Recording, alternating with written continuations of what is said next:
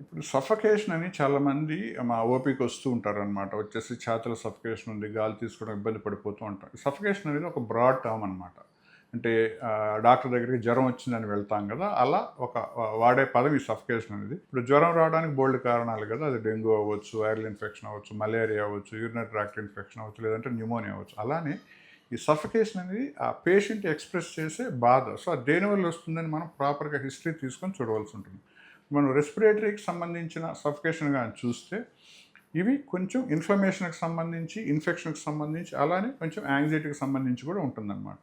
So సాధారణంగా మనం ఎక్కువ మందిలో ఈ చిన్న ఏజ్ ఉండేవాళ్ళు, టీనేజెస్లో ఉండేవాళ్ళు, ముఖ్యంగా అమ్మాయిలు కానీ అబ్బాయిలు కానివ్వండి, ఒకసారి విపరీతంగా సఫికేషన్కి గురైపోయి గాలి తీసుకోవడంలో ఇబ్బంది పడిపోయి ఎమర్జెన్సీలో హాస్పిటలైజేషన్ అయిన సందర్భాలు కూడా చాలా ఉంటాయి అన్నమాట. ఇటువంటి వాళ్ళు మనకు ఓపీకి వచ్చినప్పుడు ప్రాపర్గా హిస్టరీ తీసుకున్నప్పుడు ఎక్కువ శాతంలో మనం గమనించేది ఏంటంటే వీళ్ళల్లో చాలా వరకు ఏంటంటే అన్‌డయాగ్నోజ్డ్ థైరాయిడ్ ఉంటుంది అనమాట. ఎవరికైతే థైరాయిడ్కి సంబంధించిన ఇబ్బందుల్లో ఉన్నాయో, ఎవరికైతే థైరాయిడ్కి సంబంధించిన ప్రాబ్లం ఉండి కూడా డయాగ్నోసిస్ అవ్వలేదు, అన్‌కంట్రోల్డ్ థైరాయిడ్కి హైపోథైరాయిడ్ ఉంటే కూడా ఇటువంటి సఫికేషన్ అనేది మనం చూస్తూ ఉంటాం.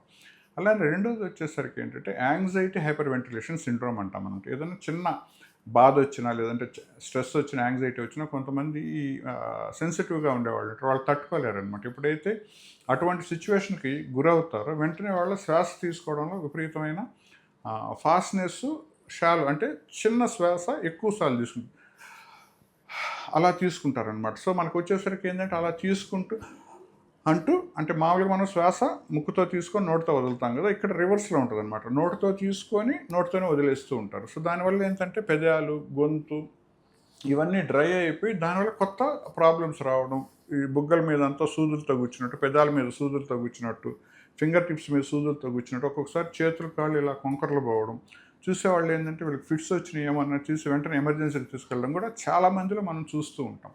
ఇది మనం మొత్తం హిస్టరీ కానీ తీసుకొని చూస్తే just anxiety hyper ventilation syndrome అనమాట. అంటే ఒక రకమైన భయాందోళనకు గురయ్యి ఎక్కువగా శ్వాస తీసుకోవడం, అంటే తీసుకోవాల్సిన దానికంటే ఎక్కువగా శ్వాస తీసుకోవడం. వాళ్ళు టిపికల్గా చెప్తారు ఇక్కడ ఛాతీ మధ్యలో ముక్కుతో గాలి తీసుకున్నా కానీ లోపలికి వెళ్ళట్లేదు, వెళ్ళిన గాలి కూడా సరిపోవట్లేదు, ఇక్కడంతా వ్యాక్యూమ్ ఉందన్నట్టుగా మనకు చెప్తారనమాట. సో నోస్ బ్లాక్ ఉండదు, కోల్డ్ ఉండదు, వేరే రకమైన ఇబ్బందులు ఏమి ఉండవు. సడన్గా వాళ్ళకి ఆ థాట్ ప్రాసెస్ వల్ల ఆ భయాందోళనకు గురి ప్యానిక్ అటాక్స్ లాగా వచ్చి అలా బ్రీతింగ్ తీసుకోవడం మనం చూస్తుంటాం. సో ఇది చాలామంది సఫికేషన్ అంటూ మన దగ్గరకు వస్తూ ఉంటారు. ఇంకొక టైప్ ఆఫ్ సఫికేషన్ ఏంటంటే ఇన్ఫ్లమేషన్. ఇప్పుడు ఆస్తమాలు ఉన్నాయి, లంగ్ డిసీజెస్ ఉన్నాయి, వీటిలన్నిటిలో ఏంటంటే ఆ ఎయిర్వేస్ బిగుసుకుపోయింది అన్నమాట. అంటే బ్రాంకో స్పాజమ్ అంటాం. బాగా తెరుచుకొని ఉండాల్సిన శ్వాసనాళాలు దగ్గరకు వచ్చి కుంచుకుపోయిన దానివల్ల శ్వాస తీసుకోవడం ఇబ్బంది, దాన్ని మనం సఫికేషన్ అంటూ ఎక్స్ప్రెస్ చేస్తూ ఉంటారు. సో ఇది చాలా సర్వసాధారణంగా చూస్తూ ఉంటాం. వీళ్ళలో ఏంటంటే చాలామందిలో ఈ అలర్జీ హిస్టరీస్ ఉంటాయి. అంటే పడనవి తిన్నా, తాగినా, పీల్చినా వెంటనే తుమ్ములు రావడం, జలుబు చేయడం, గొంతులో నస, దగ్గు, వెంటనే చేతంతా బిగువుగా అనిపించడం, సఫికేట్ అయిపోవడం, బ్రీతింగ్ తీసుకోవడం ఇబ్బంది. సో ఇవి మనం ఎక్కువ మంది ఈ దీర్ఘకాలికమైన ఆస్తమా, సిఓపిడితో బాధపడే వాళ్ళలో మనం చూస్తూ ఉంటాం. అలా కాకుండా వేరేవి ఇప్పుడు హార్ట్కి సంబంధించిన ప్రాబ్లమ్స్ ఉన్నా కానీ, కిడ్నీకి సంబంధించిన ప్రాబ్లమ్స్ ఉన్నా కానీ, లివర్కి సంబంధించిన ప్రాబ్లమ్స్ ఉన్నా కానీ ఫెయిల్యూర్లోకి వెళ్తారన్నమాట. కంజెస్టివ్ కార్డియాక్ ఫెయిల్యూర్ కావచ్చు, లేదంటే మనకి హెపాటిక్ ఫెయిల్యూర్ కావచ్చు, కిడ్నీ ఫెయిల్యూర్ కావచ్చు. దాంట్లో ఏమవుతుందంటే ప్రాపర్గా మనకి యూరిన్ ద్వారా వెళ్ళాల్సిన వాటర్ బాడీలో నిలబడిపోయి శరీరం మొత్తం నీరు చేరుతూ అలానే లంగ్స్లో కూడా వెళ్ళినప్పుడు ఆ లంగ్స్ మొత్తం బిగుసుకుపోయిందని వీళ్ళకి సఫికేషన్ అంటూ వస్తారనమాట.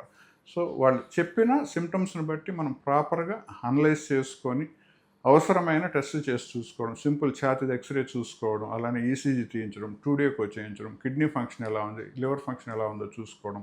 దాంతోపాటు లంగ్ ఫంక్షన్ టెస్ట్ చేసినప్పుడు వీళ్ళకి ఎగ్జాక్ట్గా లంగ్స్ లోపల ప్రాబ్లం ఉందా, లేదంటే వేరే వాటి వల్ల వస్తూ ఉందా. అలానే థైరాయిడ్ కూడా చాలామందికి అన్డిటెక్టెడ్ ఉంటుంది.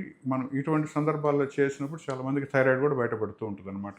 వీటిని అన్నింటిని బేరీస్ చేసుకొని ఎగ్జాక్ట్గా ఈ సఫికేషన్కి రీజన్ ఏంటని మనం కానీ ఐడెంటిఫై చేసి డయాగ్నోసిస్ చేయగలిగితే దానికి మనం ప్రాపర్గా ట్రీట్మెంట్ ఇచ్చినప్పుడు చాలా వరకు ఏంటంటే ఈ సఫికేషన్తో బాధపడే ముఖ్యంగా ఈ టీనేజ్ పిల్లల్లో చాలా వరకు వీళ్ళని మనం ఆ ప్రాబ్లం నుంచి బయటపడేయగలం, వాళ్ళకి ఆల్మోస్ట్ మనం క్యూర్ ఇవ్వగలం అనమాట.